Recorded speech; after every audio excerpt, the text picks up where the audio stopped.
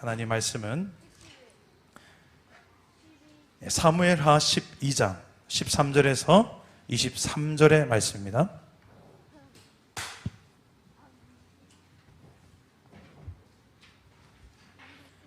사무엘하 12장 13절에서 23절까지의 말씀을 저와 여러분 한 절씩 교독해 읽겠습니다.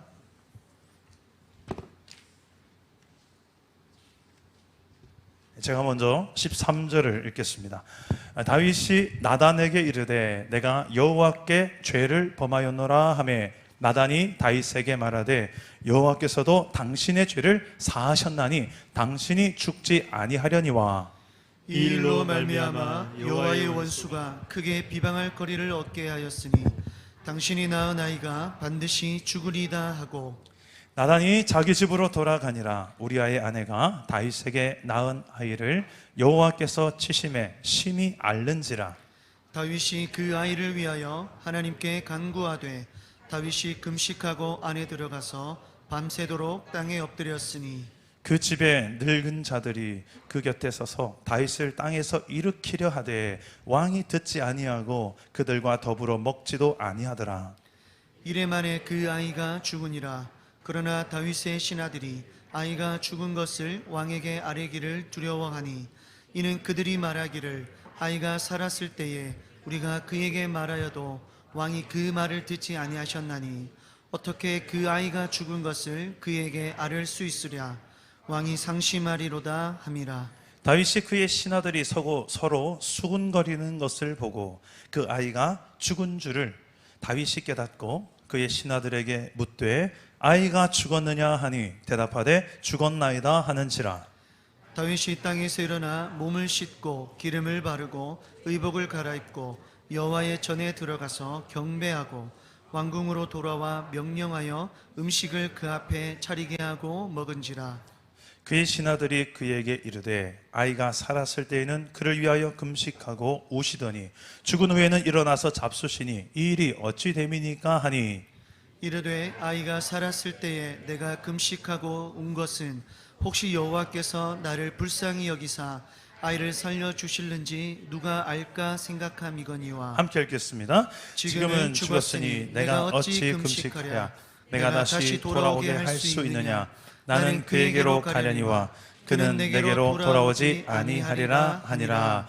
아멘. 오늘도 말씀으로 찾아오시는 주님 만나기를 축복합니다.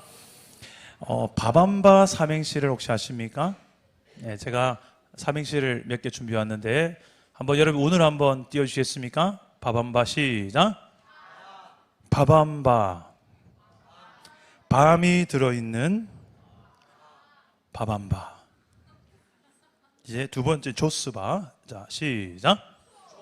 조스바. 쓱 꺼내보니 바밤바. 세 번째 돼지바입니다. 시작. 돼지바. 지금 보니 바밤바. 누가바입니다. 누가바. 시작. 누가바. 가만 보니 바밤바. 캔디바가 봅시다. 캔디바. 시작. 캔디바. 되게 맛있는 바밤바. 마지막입니다. 아우 잘하시네요. 자, 별남바. 별남바. 시작. 별남바. 난 사실. 다 같이? 그렇죠. 야, 진짜 잘하시네요. 자, 이게 요즘 한때 유행했던 이 바밤바 시리즈인데요. 어떻게 해서든 결론은 뭐다? 바밤바. 이 삼행시를 들으면서 그 생각을 했었어요. 우리 삶의 인생의 모든 질문에 대한 최종 결론이 이 바밤바와 같은 딱 하나로 요약할 수 있는 표현이 없을까? 우리 인생의 모든 질문들에 대해서 해답이 되어지고 결론이 되어질 수 있는 한 단어가 없을까? 바밤바 같은 그런 게 없을까 생각을 하다가 제가 CCC 청년 선교단체에서 수련하는 장면을 봤는데 제가 발견했어요. 일명 백문일답이라고 해서 뭐 100가지 질문에 대한 유일한 한 가지 답을 이야기하는데요. 그 한 가지 답이 뭔지 아세요? 예수 그리스도라는 거예요. 왜 그런가 제가 몇 가지만 제가 적어봤습니다. 정말 그런지 한번 테스트 해보려고. 자, 아까 찬양할 때 보니까 오늘 찬양팀 너무 즐겁게 찬양하시던데, 그럼 제가 질문하면 무조건 예수 그리스도 하셔야 됩니다. 오늘 이렇게 찬양을 즐겁게 하셨던 그 이유는 무엇입니까? 또 해보겠습니다. 자, 이 세상을 창조하신 분은 누구실까요? 자, 이 세상에 그렇다면 주인은 누구실까요? 나는 죄인이지만 변함없이 나를 사랑하는 분은 누구십니까? 여러분, 나의 죄 문제를 해결할 유일한 방법은 무엇입니까? 자, 나의 죄를 대신해서 십자가에 죽어주신 분은 누구십니까? 나를 위해서 대신 목숨을 내어준 친구는 누구십니까? 십자가에서 죽으시고 3일 만에 다시 살아나신, 부활하신 그분은 누구십니까? 하나님 나라의 주인은 누구십니까? 이제 내 인생의 주인은 누구십니까? 여러분, 사랑 남은 교회의 주인은 누구십니까? 여러분의 가정의 주인은 누구십니까? 내 일터의 주인은 누구십니까? 내가 가진 모든 재물의 주인은 누구십니까? 내가 힘든 그 순간에, 아무도 나를 도와주지 않는 그 순간에도 나를 떠나지 않고 도와주시는 내 안에 계신 그분은 누구십니까?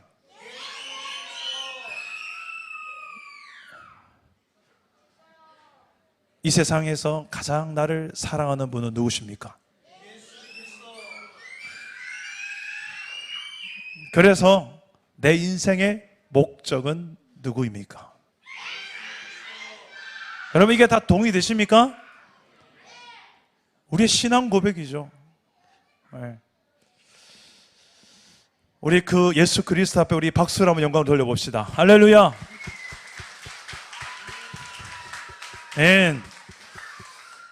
성경에서 복음이라는 표현을 참 많이 사용합니다. 복된 소식. 그런데 이 복된 소식은 바로 마가복음 1장에 보니까 예수 그리스도에 대한 소식이라고 합니다. 예수 그리스도, 하나님의 나라에 대한 복음이라는 표현을 씁니다. 예수 그리스도가 이 땅에 2023년 전에 정확하게 이 땅에 오셨던 이유, 우리가 지금 2023년도를 살고 있잖아요. 왜 그런지 아시죠? 2023년도에 놀라운 일이 있었거든요. 그때 예수님이 땅에 오셨거든요. 모든 세계사가 인정하는 사실, 사건, 바로 예수 그리스도가 이 땅에 오셨다는 것입니다. 그분은 하나님이시고 그분의 하나님의 아들이십니다. 그 하나님 성부, 성자, 성령 삼위가 한 분이신데 그분 중에 하나이신 성자 예수님이십니다. 그분이 이 땅에 인간의 몸을 입고 피조물의 몸을 입고 그것도 초라한 말구육간에서 거기에서 태어나신 이유가 무엇일까? 왜 이 땅에 오셨을까요? 여러 가지 이야기할 수 있겠지만 단 하나로 이야기한다면 그분이 오셔야만 되는 중요한 이유가 있었거든요. 무엇 때문일까요? 그렇습니다. 우리의 죄 문제를 해결하기 위해서 이 땅에 오셨습니다. 이 땅에 우리가 죄 짓지 않고 만약에 살고 있다면, 그렇게 예수님이 이 땅에 서서 우리 죄를 대신해 십자가에 죽으실 이유가 없었습니다. 우리의 죄를 대신해서 십자가에 죽으신 그 사건 때문에 우리는 예수님에 대한 소식을 복된 소식이다, 오직 우리의 죄 문제를 유일하게 해결할 수 있는 길이 이제 생겼기 때문에 복된 소식이라고 하는 것입니다. 이 복음, 근데 우리의 이 죄 때문에 예수님 오셨다는데 이 죄가 도대체 뭘까요? 죄가 뭘까요? 나쁜 것, 못된 것. 우리 사랑담원교회 새가족들은 다 배웠는데 우리의 생각으로 짓는 죄, 입술로 짓는 죄, 행동으로 짓는 죄, 그리고 가장 근원적인 뿌리는 하나님을 떠난, 하나님을 무시하고 하나님의 통치를 무시하고 나 마음대로 살래요, 그렇게 나 중심적으로 살아가는 그 모습들이 다 죄의 시작이었다라고 얘기합니다. 하나님의 뜻을 무시하고 하나님을 무시하며 하나님의 통치를 무시하며 사는 그 인생이 과연 행복하겠습니까? 그 결과는 절대 행복이 아닙니다. 평안 없습니다. 만족하지 못합니다. 두려움과 염려와 불만족과 공허함과 외로움과 분쟁함과 각자 자기의 소견의 어른대로 나 중심적으로 사는 세상을 당연히 우리는 예상할 수 있겠죠. 그 결말이, 그 과정이 어떨지. 이 땅의 모든 현재의 고통의 문제들 대부분이 죄로부터 출발되어졌다는 것을 우리는 알게 됩니다. 문제는 내가 하나님의 통치를 벗어나서 나 혼자서는 이 세상의 모든 사탄과의 싸움, 죄의 유혹과의 싸움을 나는 이겨낼 수가 없어요. 그래서 다시 나는 하나님의 통치 안에 들어가고 하나님 안에서 살고 하나님과 함께 살아야만 나는 죄로부터 자유한 인생을 살아갈 수가 있습니다. 근데 문제는 우리의 중심에는 하나님이 있기보다는 세상이 있고 돈이 있고 유튜브가 있고 게임이 있고 명예가 있고 또 기득권을 어떻게 하면 내가 잡을까? 또 세상에 수많은 쾌락들이 어떻게 하면 더 즐길까? 이번 휴가는 어느 펜션에 가서 잠을 자야 되나? 내 중심에 가장 많은 거, 가장 가득한 거 여러분 무엇입니까? 그게 하나님이면 여러분 중심에 그 하나님이 가장 내 중심에 있고 그분이 내 중심, 내 삶의 중심이면 그분이 내 삶을 통치하고 다스린다는 증거입니다. 그런데 그게 아니라 24시간 여러분은 아시잖아요. 내 생각에 뭐가 제일 많은지. 오직 그녀만 생각하는 분도 있고요. 오직 돈만 생각하는 분이 있고요. 오직 그 즐기는 그것만 생각하는 분이 있습니다. 하나님은 어디 계실까요? 쫙 계시긴 계셔요. 근데 내 삶의 바운더리에 쫙 가해. 아주 가해. 거기에서 쓸쓸히 하나님을 거기에다가 그냥 방치해 두는 수준. 가끔씩 힐끔힐끔 하는, 거기 계세요? 어이구. 거기 계신 거예요? 힐끔힐끔 쳐다보는 수준의 신앙생활을 하는 경우가 얼마나 많은지 모르겠습니다. 내 하나님은 그렇게 우리에게 무시를 당하시고 우리에게 외면당하시고 저렇게 늘 액세서리 같은 존재로 내가 필요할 때 꺼내 쓰는 알라딘 요술램프의 지니어 같은 존재가 절대 아닙니다. 하나님 우리를 창조하신 분이고 우리를 사랑하셔서 하나님 닮은 모습으로 기가 막힌 존재로 만드신 분이며 우리가 비록 죄를 범하여 넘어졌고 지옥 형벌에 합당한 자가 됐다 할지라도 하나님 우리를 포기하지 아니하시고 회복을 선택하셔서 그 아들 예수 그리스도를 이 땅에 보내시기까지 하셨던 하나님이십니다. 그 하나님을 정말 믿는다면 우리 중심에 다시 모시고 살아가야 될 줄 믿습니다. 그게 무엇인가? 이 죄 문제는 결국 이 중심성의 문제예요. 내 중심에 뭐가 나를 지배하고 있느냐? 하나님이냐 아니면 다른 무엇인가? 내가 더 사랑하고 더 의지하고 붙드는 내 중심의 그걸 우상이라고 합니다. 하나님 외에 다른 게 내 마음에 딱 장악하고 있는 그 지배를 받고 있는 상태가 절대 행복이 아니에요. 만족도 아니고 해보셔서 아시잖아요. 하나님 그걸 회복하기 원하십니다. 우리에게 더 진정한 행복을 주기 원하시고 진정한 만족을 주기 원하셔서 왕이신 하나님, 통치하신 하나님, 창조주 하나님이 이 땅에 오셨고 죄와 사망의 권세를 십자가에 다 결박하고 부서뜨리고 우리에게는 오직 영원한 생명을 선물로 주신 줄 믿으시기를 바랍니다. 아멘. 그래서 우리는 이 죄 문제를 해결해야 돼요. 예수님은 그것 때문에 이 땅에 오셨어요. 예수님은 근데 다 하셨어요. 십자가에서 과거, 현재, 미래의 모든 죄 문제를 십자가에서 다 짊어지시고 우리의 당해야 될 모든 사형, 형벌을 대신 그곳에서 2023년 전에 해결하신 줄 믿으시기를 바랍니다. 아멘. 그래서 예수님이 이렇게 십자가상에서 고백했어요. 다 이뤘다. 나 다 이뤘다.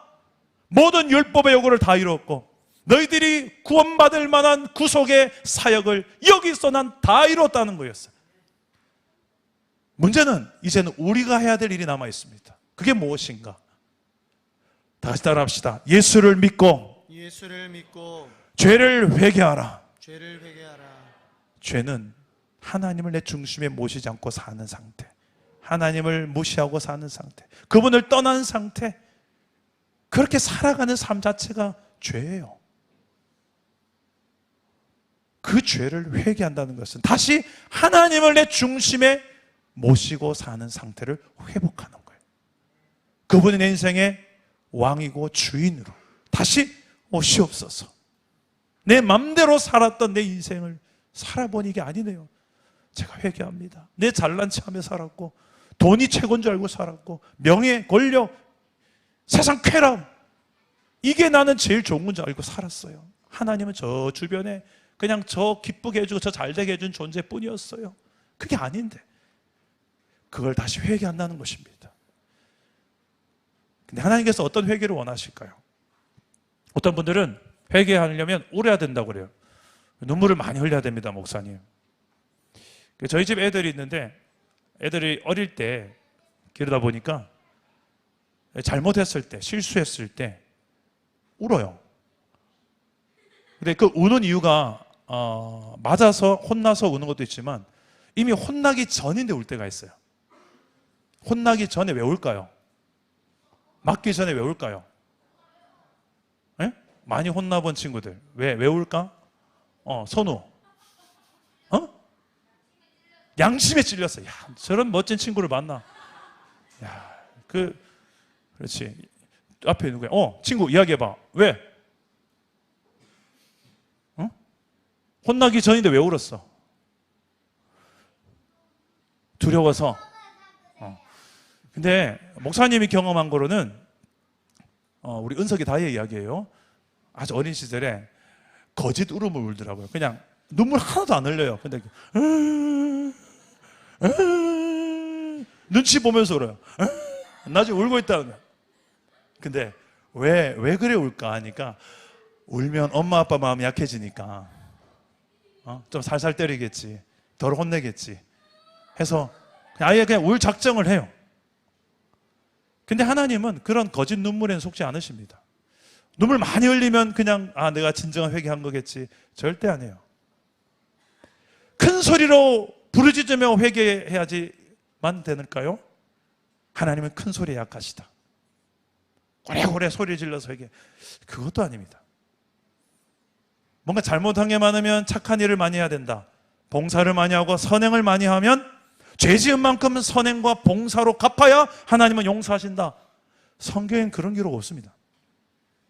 헌금을 많이 하면 하나님이 감동을 받으셔서 내 죄를 사하노라. 어이구야, 오늘 좀 두툼하게 가져왔구나. 내가 네 죄를 사하노라. 성경에 절대 그런 건 없습니다. 우리 죄 사함과 헌금의 액수는 아무 상관없습니다. 하나님이 돈이 필요하신 분도 아닙니다.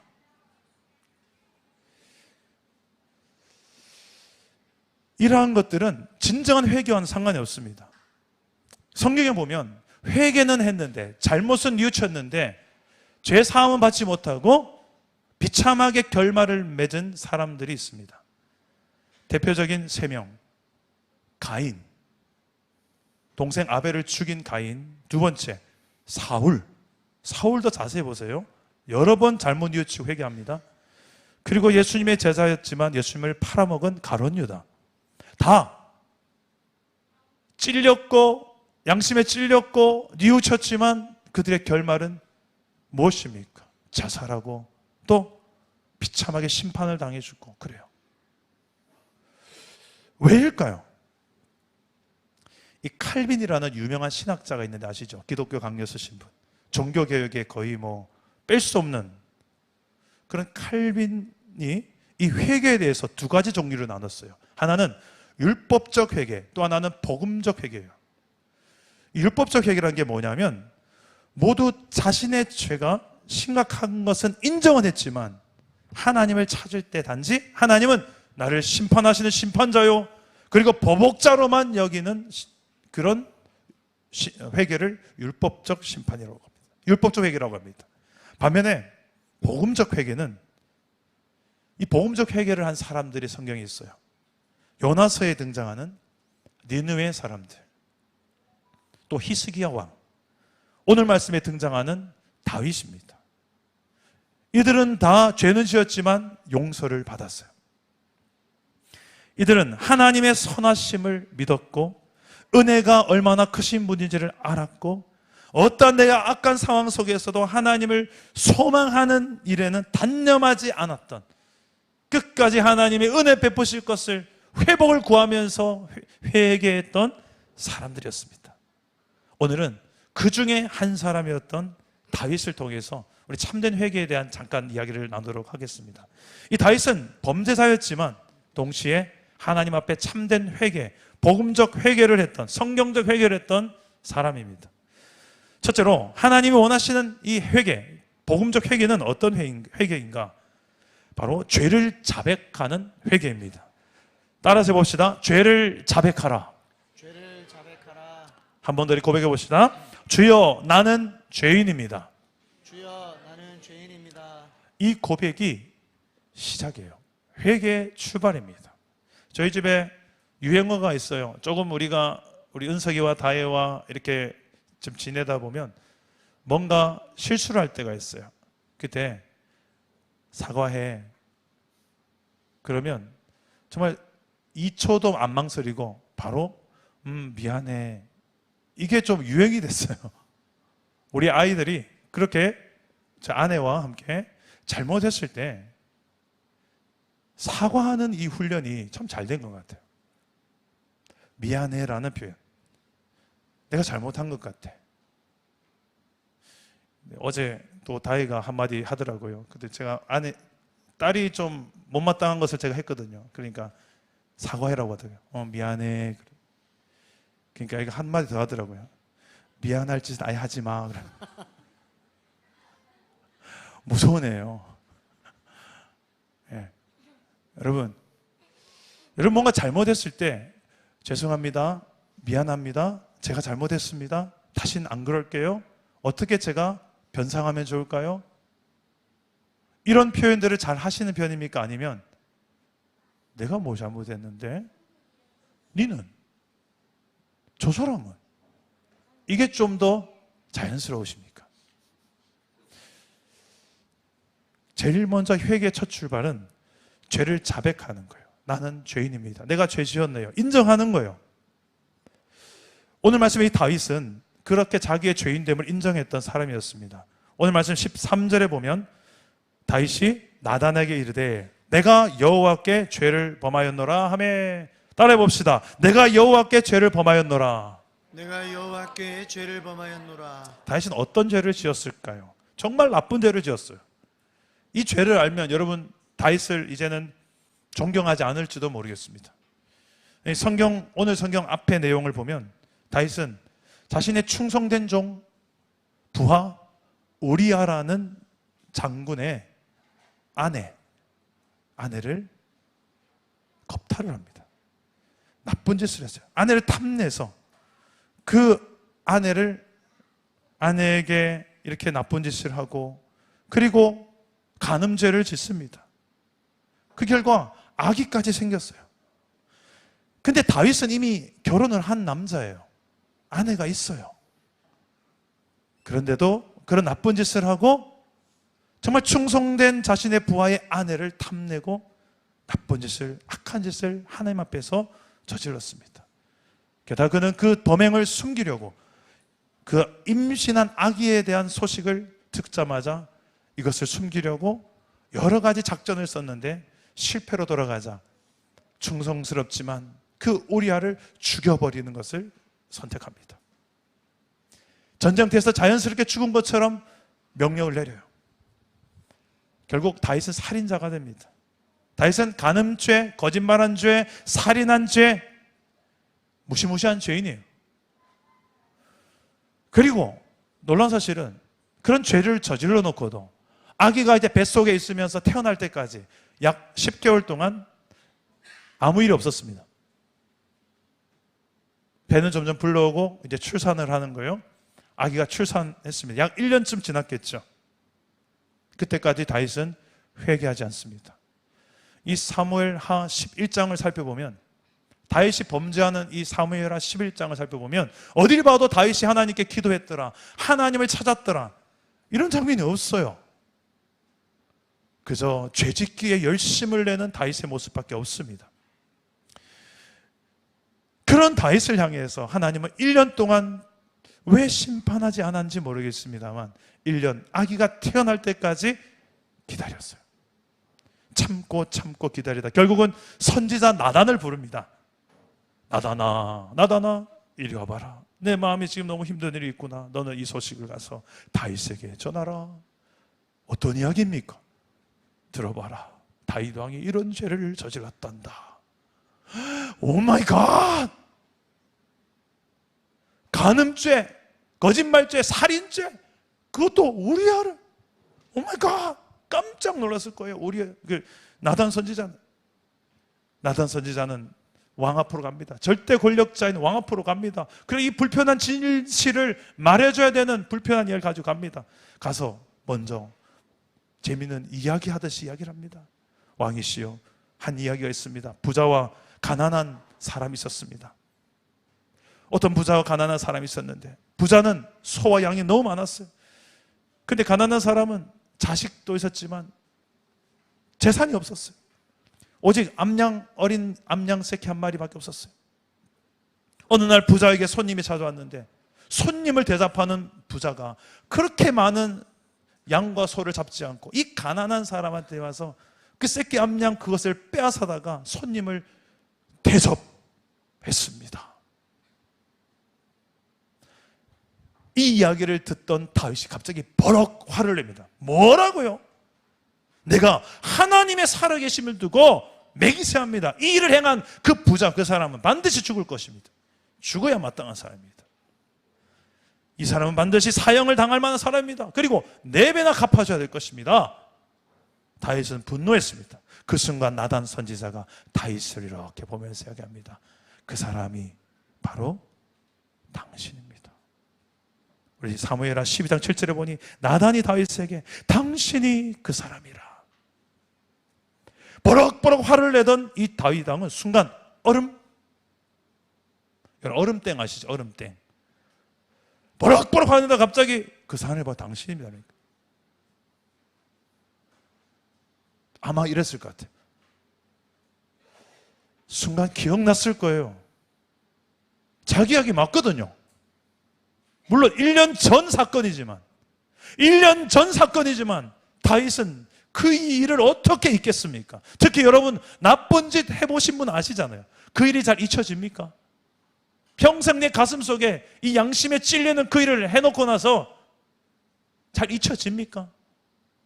그 비슷한 상황 되면 그때 그 일 또 기억나고 내 마음이 불편하죠. 그 순간 얼음이 되어 있는 다윗을 향하여 나단 선지자 입을 열어 이야기합니다. 하나님 이렇게 당신에게 말씀하셨습니다. 들으시오 왕이시오. 다윗아, 난 너를 사랑해서 지금까지 은혜를 많이 베풀었단다. 너를 이스라엘 왕으로 세우려고, 너를 그렇게 쫓아다니며 죽이려고 했던 사울 왕의 손에서 난 구원해냈고, 결국 너를 왕으로, 이스라엘 왕으로 세워서 이스라엘 나라의 모든 것을 너에게 다 주고 맡겼다. 난 널 믿었다. 너에게 모든 걸 줘. 그리고 모든 전쟁에서 다 승리하게 하고 권력과 명예와 재물과 승리, 모든 복과 은혜를 너에게 다 주었다. 만약에 이게 부족했다면 난 더 줬을 거야. 근데 너는 어찌 내 말을 업신여기고 내 보기에 악을 행하였느냐? 네가 우리아를 죽이고 그 아내를 빼앗아서 네 아내로 삼았도다. 이제 네가 나를 업신여긴, 그래서 우리 아내를 빼앗아 네 아내를 삼은 그 죄를 이제 내가 보응할 것이다. 너의 집안에서 칼부림이 일어날 것이다. 그런 너도 네 아내를 빼앗길 거야. 그것도 백주 대낮에 네 아내가 여러 이웃들에게 빼앗길 것이다. 실제로 이 일이 뒤에 일어납니다. 이 무서운 심판에 대한 이야기를 지금 나단 선지자 입에서 줄줄줄줄줄 나가는 거예요. 너의 죄 때문에 너만 심판당한 게 아니라 너의 가정 안에 일어나는 네 자녀들이 칼부림하면서 실제로 형제끼리 서로 칼로 찔러 죽이고 강간하고 보복하고 쿠데타 일으키고 왕 쫓아내고 도망 다니고 백주대낮에 다윗의 아내를 또 겁탈하고 이스라엘 백성들이 다 보는 앞에서 이 비참함과 수치와 고통을 다윗이 고스란히 다 몸으로 다 감당해냅니다. 이를 예고하는 거예요. 지금 무엇을 말하냐면 나단 선지자를 통하여서 지금 다윗에게 명확하게 가르치는 게 무엇입니까? 죄는 이만큼 결과가 참혹한 것이다. 잘 들어라. 그래, 잘 경험해라. 너는 그렇게 쉽게 죄를 짓지만 그 죄의 결말은 비참하다. 여러분, 왜 예수님이 십자가에서 죽은지 아십니까? 좀 더 깔끔하게 죽는 방법도 많지만 그 비참하고 수치스러운 최악의 십자가, 그만큼 죄의 결말은 비참하다는 것을 우리에게 교육하기 위함 아니겠습니까? 우린 죄에 대해서 너무 가볍게 생각하는 성향이 있어요. 뭐 이 정도야 뭐 세상 사람 다 아는데요. 뭐 욕도 틱틱하고 좀 화가 나면 욕하고 뒤에서 뒷이야기도 참 너무 쉽게 잘하고 근거 없는 이야기도 막 하고, 이런 우리 안에 연약함이 있잖아요. 무서운 심판에 대해서 이렇게 들은 다윗, 그때 다윗의 첫 반응이 뭔지 아십니까? 자신의 죄인됨을 인정하는 거예요. 내가 여호와께 죄를 범하였노라. 다윗은 자신의 죄를 인정합니다. 내가 죄인입니다. 이 짧은 고백이지만 진정성 있는 고백이었어요. 하나님 앞에 죄 용서를 받으려면 먼저 이 죄를 자백해야 합니다. 요한일서 1장 9절 말씀 우리 함께 읽어봅시다. 시작. 만일 우리가 우리 죄를 자백하면 그는 미쁘시고 의로우사 우리 죄를 사하시며 우리를 모든 불의에서 깨끗하게 하실 것이요. 아멘. 우리의 죄를 자백하면 하나님은 신실하셔서 우리의 죄를 사하신다. 모든 불의에서 깨끗하게 하신다. 할렐루야. 아멘. 신구약 어느 성경에서도 우리의 죄를 자백하지 않고서 회개한다는 표현 없어요. 입술로 고백이 터져 나옵니다. 대부분 예수님을 만나고 하나님을 만난 사람들 입에서는 이런 이야기를 해요. 주여 나를 떠나소서. 나는 죄인입니다.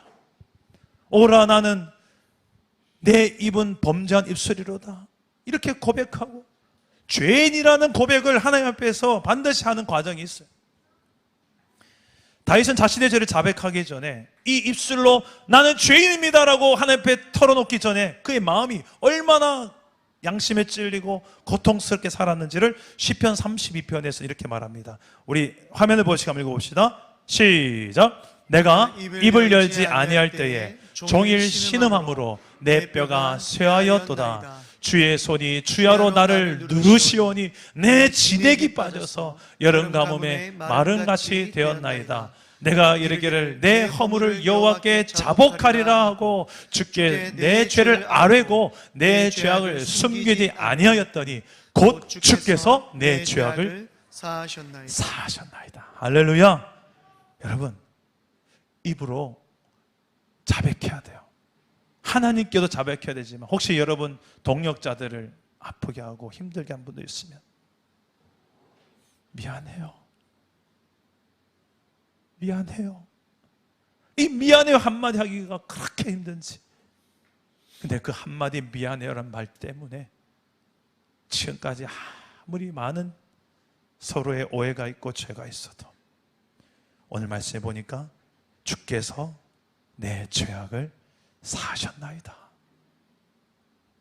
우리가 우리에게 죄 지은 자를 사하여 준 것 같이 우리의 죄를 사하여 주옵시고, 여러분, 이런 죄를 자백하는 것, 다윗이 자신의 죄를 자백하자 하나님은 어떻게 반응하실까요? 우리 13절 말씀 다시 한번 읽어봅시다. 시작. 다윗이 나단에게 이르되 내가 여호와께 죄를 범하였노라 하매 나단이 다윗에게 말하되 여호와께서도 당신의 죄를 사하셨나니 당신이 죽지 아니하려니와. 자, 하나님은 다윗의 죄를 바로 즉각적으로 사하였다는, 용서했다는 것, 그리고 없애버렸다는 것을 선언하십니다.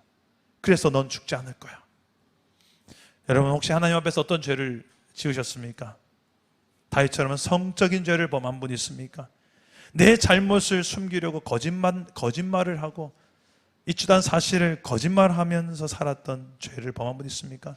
나아가 상대방에게 고통을 주려고 작전을 짜고 음모를 꾸몄던 죄가 있습니까? 여러분, 오늘 하나님 앞에서, 그분의 말씀 앞에서 정직하게 자백할 수 있는 복된 시간 되기를 축복합니다. 이 죄로부터 내가 해결돼야지 내 마음에 진정한 평화가 임해요. 그래서 그렇습니다. 그래서 나도 다윗처럼 죄 사함의 은혜를 경험하는 오늘 예배가 되기를 주님의 이름으로 축복합니다. 아멘. 둘째로 하나님 원하는 회개는 은혜를 구하는 회개입니다. 따라서 봅시다. 하나님의 은혜를 구하라. 하나님의 은혜를 구하라. 다윗은 자신의 죄를 고백함과 동시에 하나님의 은혜를 구합니다. 주여 내게 은혜를 주옵소서. 하지만 이 죄에 대한 벌로 다윗은 자신이 죽는 게 아니라 자신의 아들이 이제 태어나는 갓난아기가 죽는다는 벌을 받게 됩니다. 우리 14절과 14절 말씀, 15절 말씀을 함께 읽어보겠습니다. 시작. 이 일로 말미암아 여호와의 원수가 크게 비방할 거리를 얻게 하였으니 당신이 낳은 아이가 반드시 죽으리다 하고 나단이 자기 집으로 돌아가니라. 우리아의 아내가 다윗에게 낳은 아이를 여호와께서 치심에 심히 앓는지라. 네, 이 아기가 1년밖에 안 된 아기가 죽어요. 이제 심히 앓고 있는데 제발 살려주세요 하고 다윗은 기도합니다. 하나님 앞에 불쌍히 여겨달라고, 이 아이 죽지 않게 해달라고 기도합니다. 먹지도 않고 금식하며 밤새도록 엎드려서 기도합니다. 우리 16절과 17절 말씀 한번 읽어봅시다. 시작. 다윗이 그 아이를 위하여 하나님께 간구하되 다윗이 금식하고 안에 들어가서 밤새도록 땅에 엎드렸으니 그 집의 늙은 자들이 그 곁에 서서 다윗을 땅에서 일으키려 하되 왕이 듣지 아니하고 그들과 더불어 먹지도 아니하더라. 이렇게 다윗이 지금 이미 심판령은 내려졌잖아요. 네 아이가 죽을 것이다. 그럼 분명히 죽을 것을 기다리면 될 텐데 다윗은 지금 그러지 않고 뭐 하고 있어요? 밤새도록 식음을 전폐하고 엎드려서 회개하며 불쌍히 해달라고 기도하고 있어요. 왜 이런 기도를 할까요? 아기가 불쌍해서. 그것도 맞겠죠. 더 중요한 이유가 있어요. 이 상황을 배경으로 다윗이 불렀던 회개의 노래, 참회의 노래가 시편에 나와요. 사무엘 상하를 읽을 때 시편을 함께 읽으시면 좋은데 시편에 이 상황 때 다윗이 불렀던 노래 시편 51편에 1절 말씀 한번 읽어봅시다. 다윗은 이렇게 고백합니다. 함께 읽어봅시다. 시작. 하나님이여 주의 인자를 따라 내게 은혜를 베푸시며 주의 많은 긍휼을 따라 내 죄악을 지워 주소서. 자막 그대로 주시고 하나님이여 주의 인자, 하나님이 인자신 분이라는 것을 다윗은 알았어요. 그리고 은혜를 베푸시고 하나님이 은혜의 하나님인 알았어요. 주의 많은 긍휼, 하나님은 불쌍히 여기시는 분인 걸 알았어요. 내 죄악을 지워주셔서 내 죄를 사할 수 있는 분인 것도 알았어요. 한마디로 다윗은 하나님이 어떤 분인지를 알았던 거예요. 하나님이 어떤 분인지 알았기 때문에 이런 은혜가 있고 용서하시고 불쌍히 여기시고 어떻게 죄를 용서해주기 원하신 분이 내가 믿는 하나님이라는 것을 알았기 때문에 비록 내 아이인데 죽겠노라 죽는다고 선언되었지만 은혜 베풀어 주십시오. 하나님 하고 매달리는 거죠.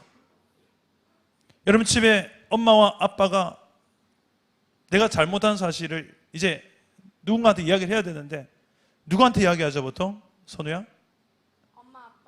엄마하고 아빠 중에 내가 실수를 했어, 잘못했어. 누구한테 이야기해 너는? 엄마예요. 엄마. 아빠가 좀 더 무섭구나. 그렇지? 보통 덜 무서운 분한테 이야기를 합니다. 은혜를 베풀고 자비를 베푸는 쪽에 이야기를 합니다. 나를 그래도 조금이라도 더 이해해주고 품어주는 쪽으로 이야기를 하죠. 물론 가정마다 달라요. 또 엄마가 좀 더 센 분도 있습니다. 엄마가 무섭고. 다윗은 하나님이 나의 죄는 있지만 인자하게 용서해주고 긍휼을 베풀어 줄 수도 있는 하나님이심을 그는 알고 있었어요. 그런 하나님 은혜가 많은 분인 것도 알고 있었기 때문에 지금 하나님 앞에 밤을 새워가며 금식하며 기도할 수 있었던 것입니다. 여러분, 이런 기도가 때로는 우리에게 필요해요.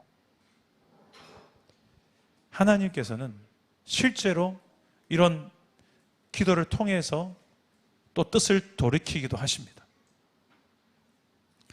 오늘 예배하는 저와 여러분들도 하나님의 긍휼이 많이 필요합니다. 불쌍히 여기는 그 하나님의 긍휼, 하나님, 나를, 우리 가정을 불쌍히 여겨주세요. 제 남편 불쌍히 여겨주세요. 제 아내를 불쌍히 여겨주세요. 또 실수했어요. 나쁜 말, 나쁜 생각, 나쁜 짓, 그거 안 해야 되는데, 끊어야 되는데 계속 하고 있는, 불쌍히 여겨주세요 라고 오늘 함께 기도할 수 있기를 주님의 이름으로 축복합니다. 마지막으로 진정한 하나님 원하시는 회개, 복음적 회개는 하나님의 주권을 인정하는 회개입니다. 따라서 봅시다. 하나님의 주권을 인정하라. 하나님의 주권을 인정하라. 하나님은 생명의 주인이십니다. 그래서 다윗은 이렇게 기도했는데도 불구하고 아기가 죽어요. 이 대목도 참 이해하기 힘들지 않습니까? 이 정도로 기도했으면 하나님이 좀 생명 연장, 히스기야처럼 생명 연장 10년을 해줄 법도 한데 아니에요. 그냥 데려가세요. 아기가 죽었다는 소식을 신하들이 다윗 왕에게 차마 보고를 못합니다.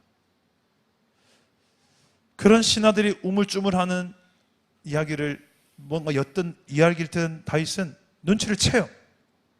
다윗은 묻습니다. 아이가 죽었느냐? 그제서야 네 전하, 아이가 죽었습니다. 근데 그때 다윗은 그 소식을 듣자마자 갑자기 엎드렸던 그 자리에서 벌떡 일어납니다. 그리고 가서 목욕탕 가서 쫙 옷 벗고 씻고 깨끗하게 씻고 밥상 차려라.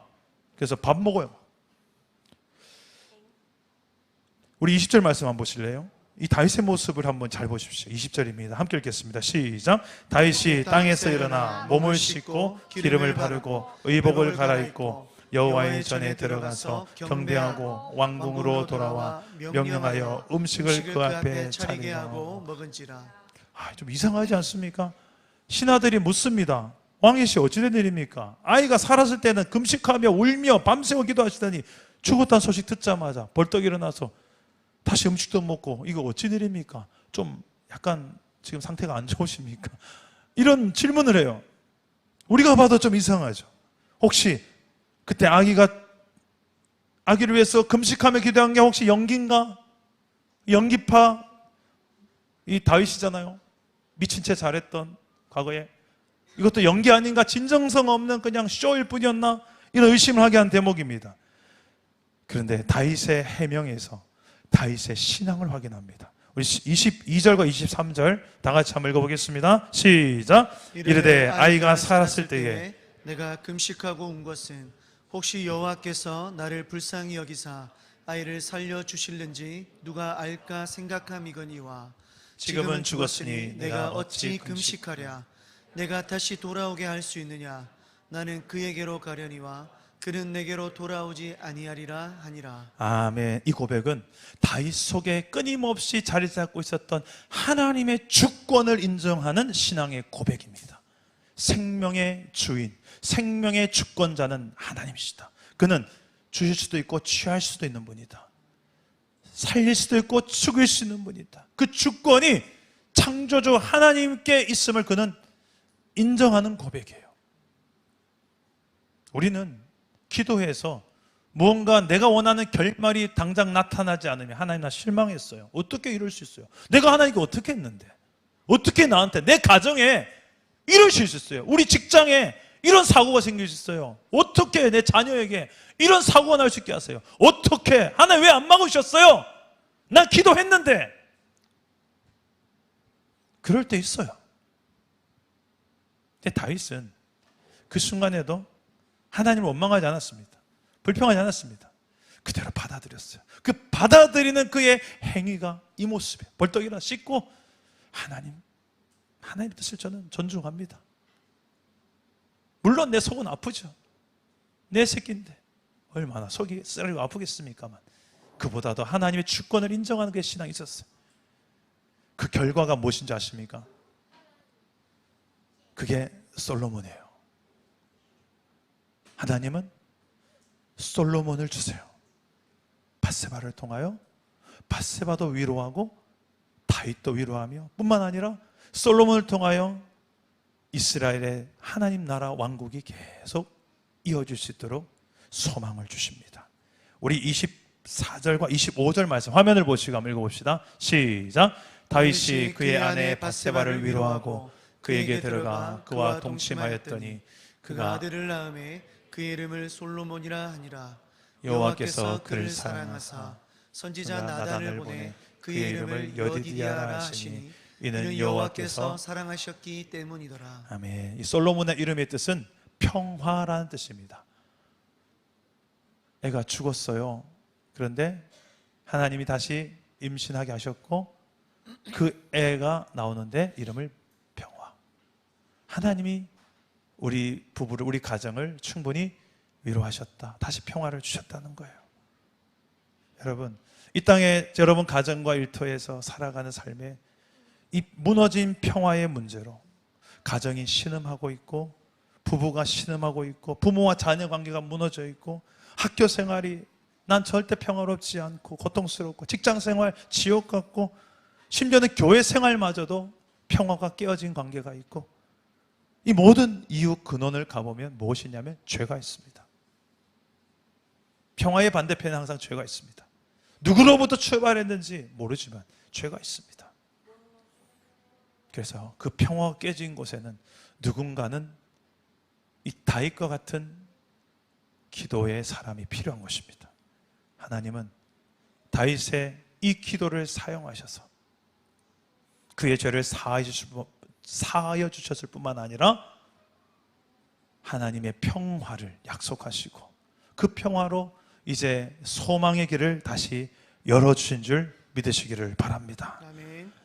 오늘 말씀을 생각하면서 다윗처럼 저와 여러분 안에도 있는 죄 문제, 그로 인하여서 내 안에 평화가, 참된 평화와 평안이 사라진 삶이 있다면 하나님 앞에 먼저 자백할 수 있고, 두 번째는 하나님의 크신 은혜와 긍휼을 우리가 성경을 통하여 발견하고 내게도 은혜를 주옵소서, 내게도 긍휼을 베풀어 주옵소서, 우리 가정을 불쌍히 여겨 주옵소서 긍휼을 구하며, 마지막으로 어떤 결과든 하나님의 그 주권을 인정하며 받아들일 수 있는 그 믿음의 기도, 이게 복음적인 회개입니다.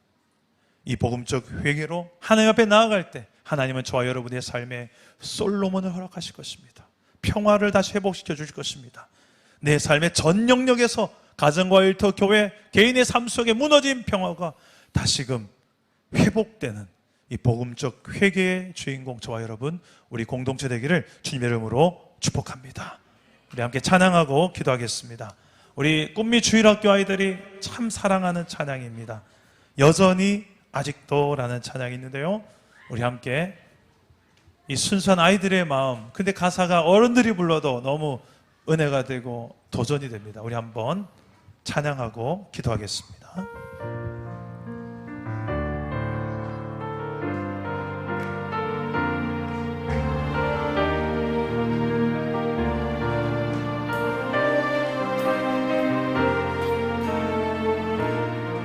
하루하루 반복되는 하루하루 반복되는 많은 잘못들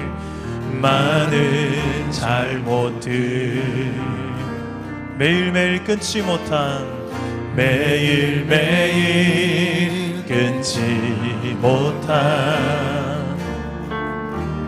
나의 습관들, 이런 나를 여전히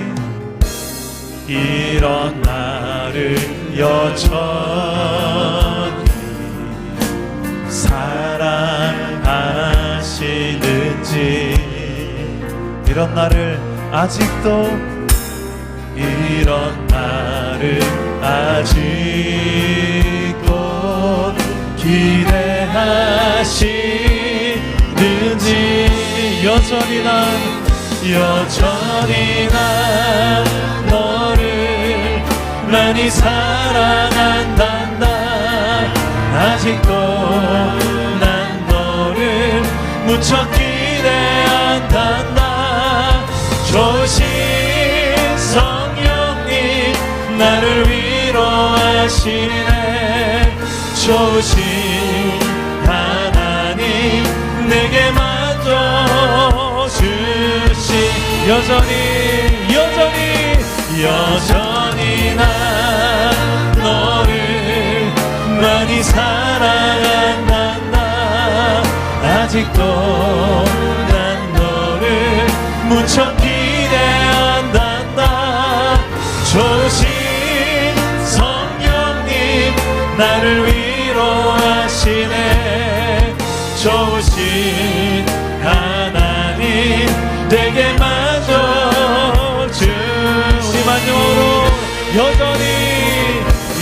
여전히 난 너를 많이 사랑한단다.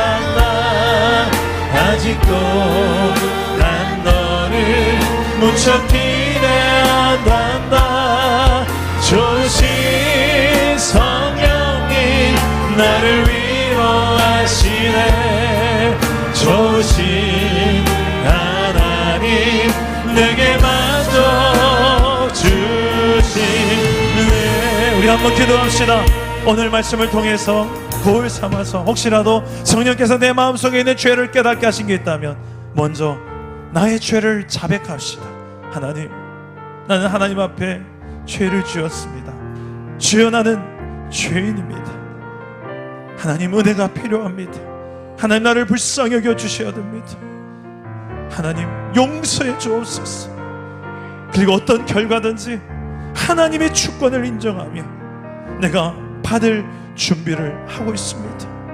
그럴 때 내 삶에 하나님의 놀라운 평화가, 하나님의 은혜가 다시금 회복되고 가정과 일터 교회에서 다시금 이 평화와 하나님 주신 평안을 회복하게 하여 주시옵소서. 기도하실 때에 저를 따라오 기도하겠습니다. 주여, 은혜를 주옵소서. 주여, 회복을 주옵소서. 주여, 평화를 주옵소서. 기도합시다. 하나님 아버지, 우리 안의 이야기입니다. 나의 이야기입니다. 우리 가정의 이야기입니다. 우리 일터의 이야기입니다. 우리 교회의 이야기입니다. 이 땅의 조국교회 현실의 이야기입니다. 아버지여, 우리의 죄를 불쌍히 여겨주시고 하나님 앞에 멈지 않는 주 앞에서 우리의 내 모든 죄를 주님이여 은혜를 베풀어 주시옵소서. 불쌍히 여겨 주시옵소서. 주여, 주님의 손으로 오늘 하나님 진이 오르만져 주시고 새롭게 하여 주시옵소서. 우리를 만족하신 하나님을 바라보며 나아갑니다. 주여, 우리를 오랫동안 기다리고 계신 하나님, 그 하나님의 그 손에서 우리가 아버지 하나님이여 위로를 받게 하시고 솔로몬을 잉태하게 하신 그 하나님의 소망 주신 그 은혜가 내 삶에도 우리의 가정에도 회복되게 하여 주시옵소서. 오 성령이시여, 우리 공동체에도 이런 하나님의 평화가 회복되는 은혜가 있게 하여 주옵소서. 주여,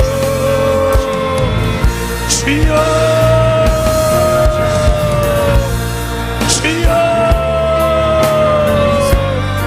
주님이 하시옵소서. 주님이 하시옵소서. 주여, 내 안에 일하시는 성령이여, 우리 안에 말씀하시는 성령이여, 주여 붙잡아 주시옵소서. 새롭게 하여 주옵소서. 내게 만져 주시네. 살아계신 하나님, 우리를 사랑하셔서 오늘 예배 가운데 성경 말씀 이야기를 통하여 지금 내 이야기를 듣게 하시니 감사합니다. 주여, 나도 죄인 다윗과 같은 하나님 앞에서 범죄한 죄인임을 고백합니다. 주여, 나의 죄를 용서하여 주시옵소서. 하나님, 내게도 은혜를 베풀어 주옵소서. 이 죄 때문에 내 주변의 소중한 사람들이 더 이상 아파하지 않도록 고통 주는 이 모든 구조를 다시 평화의 구조로 바꾸는 은혜의 구조로 바꿀 수 있도록 성령이여 도와주시옵소서. 하나님, 우리 공동체가 가는 곳마다 무너진 평화가 회복되어지는 화평케 하는 자들 되게 하여 주시옵소서. 하나님과 무너진 그 관계를, 죄로 인하여 무너진 모든 관계들을 예수 그리스도의 복음을 전함으로 예수 안에서 다시 화목해 되어지는 놀라운 그런 역할을 우리가 감당하게 하여 주시옵소서. 하나님, 우리의 가정, 우리의 일터, 이 한 주간의 우리의 삶에 내 안에 회복된 이 평화가 내 가족에도, 내 일터에도, 우리 교회 공동체 안에도 많이 누리게 하여 주시옵소서. 그렇게 하나님 역사하실 것을 믿사오며 예수님의 이름으로 기도드립니다. 아멘.